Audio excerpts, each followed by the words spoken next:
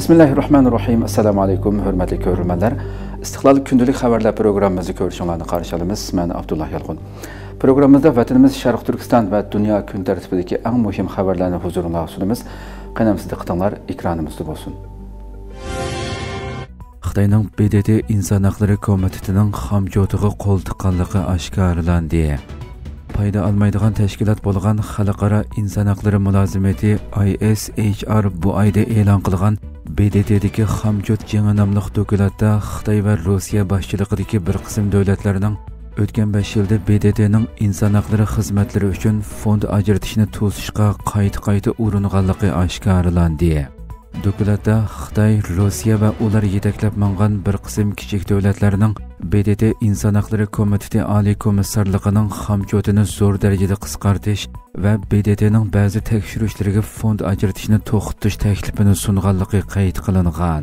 Dokumentda oshkorlanishicha, Xitoy bilan Rossiya 2021-yili o'tirg'a qo'ygan bir taklifda Janvada inson haqlari kengashi tarafidan ta'sis qilingan taxminan 17 turning mablag'ini to'sish maqsad qilingan. Xitoy, Rossiya va boshqa davlatlar 2024-yili birlikda o'tirg'a qo'ygan yana bir taklifda Iran, Shimoliy Koreya, Ukraina, Belorussiya, Eritreya, Sudan va Venezuelaga qaratilgan barliq tekshirishlarga xarajatni to'xtatish maqsad qilingan. Dokumentning avtorlari mazkur takliflarning xatarlik o'rnak yaratganligini va inson haqlaridan bakrak davlatlarning ichki ishlariga aralashmaslikni oldingi o'ringa qo'yish yuzlanishini gavdalantirganligini ta'kidlagan. Gerçi bu urinishlar oxirida mag'lub bo'lgan bo'lsa-mu, dokumentning avtorlari yanada ogohlantirib, bu harakatlarning BDTning navbatda iqtisodiy krizisni boshdan kechirayotgan BDTning xamjotiga qarshi qurolga aylantirilganligini ta'kidlagan. Yana kelib, Trump hukumati BDT inson haqlari komitetining Isroiliyani tanqidlashi sababli mazkur organdan asta chekinishga boshlagan. Bu yuzlanishmo Xitoy va Rossiyaga o'xshash Amerikaning raqiblariga fursat yaratib bergan.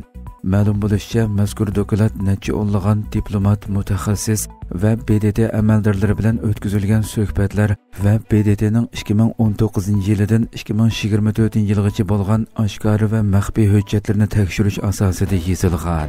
BDT inson haqlari oliy komissarligi 2022-yili 31-avgustda Sharq Turkiston haqida 48 betlik bir dokument e'lon qilib, Xitoyning Sharq Turkistondagi inson haqlari dafsandichiligining insoniyatga qarshi jinoyat shakllantirgan bo'lishi mumkinligini o'tirg'a qo'ygan edi. Shundaqdimi, Xalqaro kechirim tashkilotiga o'xshash inson haqlari tashkilotlari mazkur organni tanqid qilib, 3 yildan buyon BDTning Sharq Turkiston haqidagi tekshirish dokumentining natijasiga qarata hech qanday amaliy harakatga o'tmaganligini o'tirg'a qo'ymoqda. Xitoy Avstraliya bilan munosabatini yaxshilashga urinmoqda.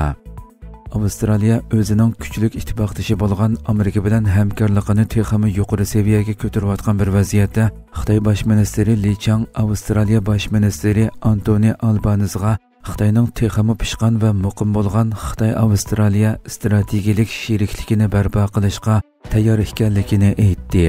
Xitoy tashviqot organlari Malayziyada o'tkazilgan Sharq-Janubiy Osiyo davlatlari ittifoqi ASEAN boshliqlari yig'ini jarayonida o'tkazilgan suhbatda Li Changning Avstraliya bilan bo'lgan strategik aloqani saqlab qolish va o'zaro manfaat yetkazadigan hamkorlikni kengaytirish orzusini bildirganligini xabar qildi. Li Chang Xitoyning Avstraliya bilan yeshil iqtisod, yuqori texnikalik kasblar va raqamlik soha qatorliqlarda hamkorlik yoshirin kuchini bayqash uchun xizmat qilishga tayyor ekanligini bildirish bilan birga Avstraliya hukumatini Xitoy korxonalari uchun ochiq, suzuk va kamsitish xarakterlik bo'lmagan muhit yaratib berishga chaqirdi. Avstraliya taratqusi ABC'ning xabar qilishicha, Albanese Li Chang bilan ko'rishganda o'tgan chorshanba kuni Janubiy Xitoy dengizi ustida Xitoy armiyasining bir Avstraliya harbiy aeroplanini qo'g'lab chiqarish voqeasini kun tartibga elib kelgan. Yevropa kengashi boshlig'i Antonio Costa bilan o'tkazgan yana bir ayrim suhbatda Li Chang Xitoy bilan Yevropa ittifoqi o'rtasidagi aloqalarning taraqqiyot fursatlari ham yangi qiyinchiliklarga duch kelayotganligini va har ikki tarafning aloqalarini to'g'ri yo'lda saqlab qolishi kerakligini aytgan. Amerika bilan Avstraliya oldingi hafta siyrak to'pa va boshqa muhim kon mahsulotlarini ta'minlash jihatda hamkorlikni kuchaytirgan mazkur kelishim Xitoyning siyrak to'pa sohasidagi monopolligiga qarshi Amerikaning eng yangi tadbiri bo'lib, bosh minister Albanese yaratadigan qiymati 53 milliard dollarga yetadigan bu qitimliq kelishimning ikki davlatning hamkorlik munosabatini yangi bir saviyaga ko'targanligini ta'kidlagan edi. Janubiy Xitoy dengizida Amerikaning 2 aeroplani tushib ketdi. Janubiy Xitoy dengizida Amerika dengiz armiyasiga tava 2 aeroplan 30 minut ichida orqa-orqadan tushib ketgan bo'lib, ularning biri kurashchi aeroplan, yana biri tik uchar aeroplan ekan. Navbatda Amerika dengiz armiyasi 2 qitimliq voqeaning sabablarining tekshirilayotganligini aytdi. Tinch okean floti yakshanba kuni tushdan keyin USS Nimitz nomli aviamatkaga tava bir urush aeroplani va bir tik ucharning Janubiy dengizda 30 minut ichida orqa-orqadan tushib ketganligini jakarladi.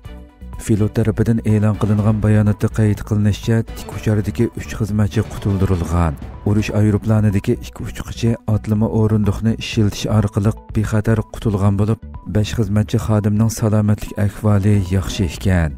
USS Nimitz nomli aviamatka yozdan buyon Yamandagi Husiylarning savdo paraxodlariga qilgan hujumlarga qarshi O'rta Sharq rayonida vazifa o'tagandan keyin Washington shtatidagi dengiz armiya bazasi Kitsapdagi asosli portiga qaytayotgan ekan. Hurmatli ko'ruvchilar, shunday qilib bugungi xabarlarimiz mushada oxirlashdi. Inshaalloh atigi programmamizni ko'rishguncha omon bo'lgaysizlar. Assalomu alaykum va rahmatulloh.